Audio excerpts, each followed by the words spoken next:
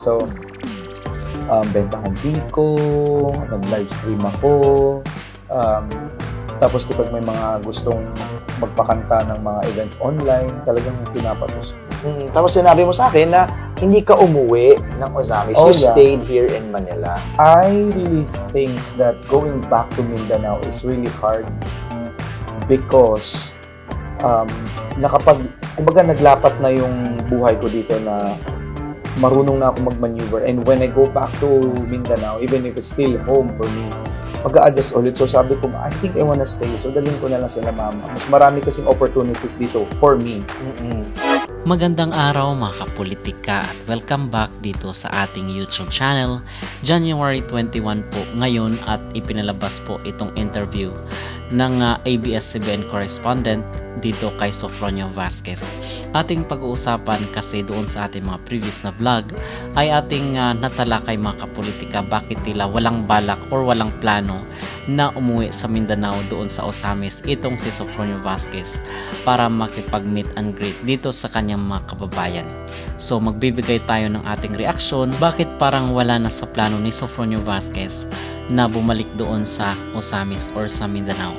Pero bago ang lahat ay huwag kalimutang mag-like at mag-subscribe na rin kayo para updated kayo sa ating mga latest issue. Tayo po ay umaasa na sana ay dalawin man lang ni Sofronio Vasquez yung kanyang hometown doon sa Ozamis dahil marami po sa ating mga kababayan ang naghihintay sa kanya. And nagbigay po tayo ng ating opinion doon sa ating previous video na baka marahil ay due to political landscape kasi alam naman natin yung nangyari sa Parohinog case. At tiyuhin niya po yun mga kapolitika, but ayaw na po nating mag-dig in doon sa isyong yun kasi ayaw na po nating makisawsaw sa gulo.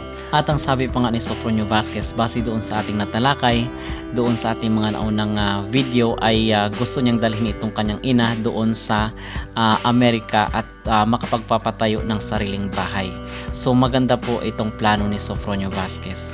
And nakakalungkot lang mga kapolitika na somehow siguro dahil sa mga nangyari in the past, which is na iintindihan naman natin itong si Sofronio Vasquez kung bakit ayaw niyang umuwi dito sa kanyang hometown. Siguro ay sarili niya na lang yun. Okay? But in this video ay sinabi niya yung opportunity sa ibang lugar kasi dati ay itong interview niya na to mga kapolitika itong nakarang araw at yung pinatutungkulan niya is yung time na kung saan is andito siya sa Manila and then nag-ano siya, di ba, nagka-pandemic din, hindi na siya nakauwi sa Mindanao. So ito po yung pinatutungkulan ni Sofronio Vasquez.